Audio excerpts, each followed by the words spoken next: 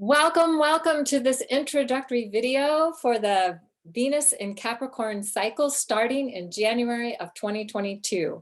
I'm Kaylin Castell. I'm here with Sheridan Semple. We're so excited about this upcoming Venus class, and we have a lot to share with you about that. But first, I just want to say a little bit about me. I'm the co-founder of Venus Alchemy, and Sheridan is joining me to help facilitate this class over the 19 months of the Capricorn cycle. So I'm going to let you, Sheridan, tell us a little bit about you, because of course I'm totally thrilled and excited to have all your great ideas and enthusiasm for this upcoming course.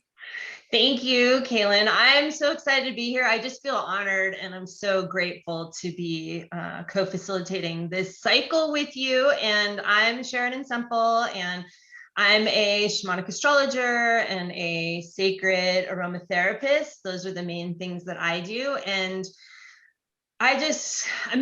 taking Venus Alchemy has just changed everything in my life and how I see the sky and the connecting. And so I am really excited to be here for the Capricorn series where it all began and started. And I just couldn't be more happy to be here. And we couldn't be more happy to have you here. Yeah. So this is a very exciting class coming up, as Sheridan mentioned. It's kind of where it all began with Venus Alchemy 8 years ago. So Venus Alchemy is experiencing a Venus return. And this one is remarkable in that there are some places that the place in the sky where Venus is rising as morning star is with a star called Nunki. And this is because we look at the Venus cycle and we track it and work with it ceremonially in the same way that the Sumerians and Babylonians did. And they literally created a story around Inanna, the goddess Inanna, or the planet Venus, or the goddess Ishtar, the planet Venus, and exactly how she moves through the sky in that story. And they reenacted the story as a ceremony and initiation as the culture. And that's kind of what inspired this whole Venus alchemy piece that we've been doing. And it has been, as Sheridan said, I feel like it's been life-changing for me. It's been life-changing for so many people. And interestingly, the star Nunki is the only star in our night sky that has its Sumerian name. All of the other stars have Greek names or different names. So it feels like I'm just even getting chills as I'm saying that, like, whoa, this is so big, and it can only happen, oh gosh, probably every, 150 some years, or maybe even, and currently we're in a time when we have this major turning of an age that's happening, that's only going to be happening for like, till at least 2032, maybe 2070, it's probably more like 2070. But anyway, it's a very unique time, and it won't happen like this again for probably 26,000 years. Even though it'll happen again, it won't happen like this again anyway.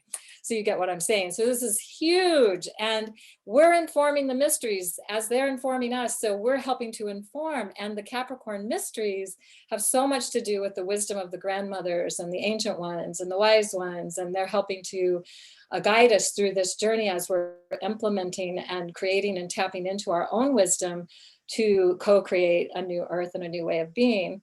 So the other thing about Nunki I just want to mention quickly, and we'll be talking about this so much more as we go through the course, is how it's the vein of the arrow and the archer, the constellation of the archer, also known as Sagittarius, but we call it the archer because it's actually the sign of Capricorn, and that gets people so confused.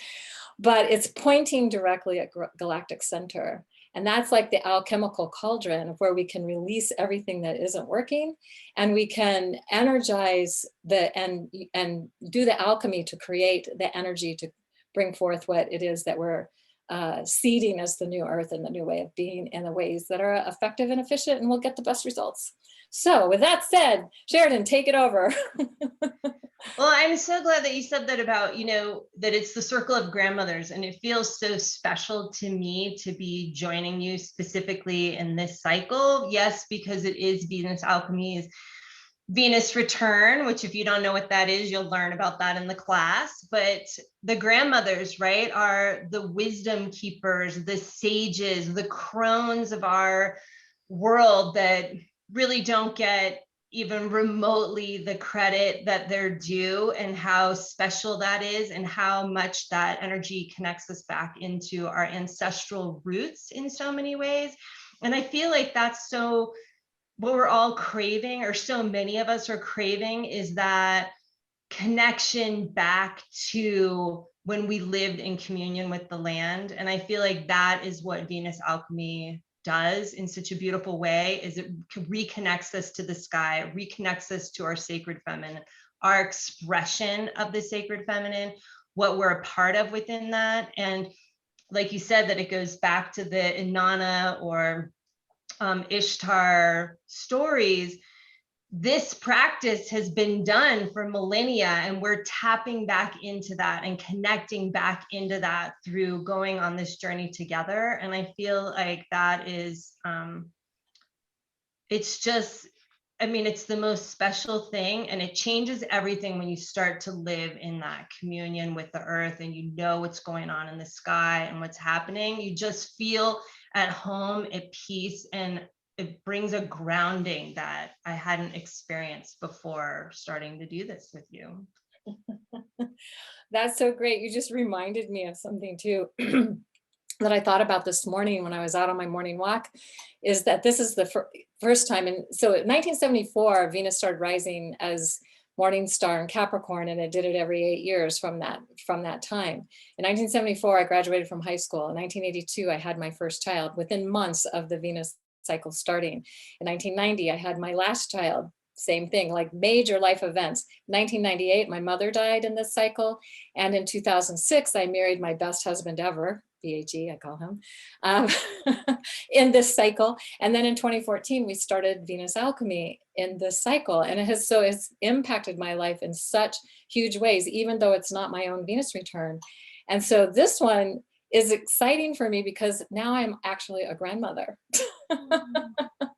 And that didn't happen until last year in 2020. And interestingly, when my grandson was born, it was on like within hours of the Jupiter-Pluto conjunction in Capricorn.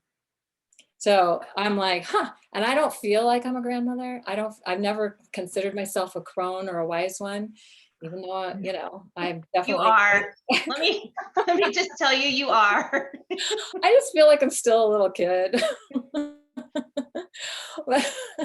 Anyway, so I'm like, okay, so part of this is about how do we claim the wisdom of the elder that lives within us, right? The grandmother, the wise one, the sage, as you were saying, that lives within us. And how do we claim that and live from that place and not deny it? And give her space to come forth and to help guide us. And I'm just really, really excited that we're gonna have such a great time bringing this forth. So Me too. Yes. Yeah. Thank you. And how great that over this, you know, whether you're joining us just for the morning star for the 8 or 9 months or the entire 19-month cycle, we have all that time to start cultivating and developing that wise sage within us as we move through the chakra gates down and back up again, reclaiming that power of what it can do for us and for the world. And I just hope that all of you will join us on this journey. We'd love to have you. It's so exciting. It's an amazing community, and we would love to have you be a part of it. We would. Thank you so much.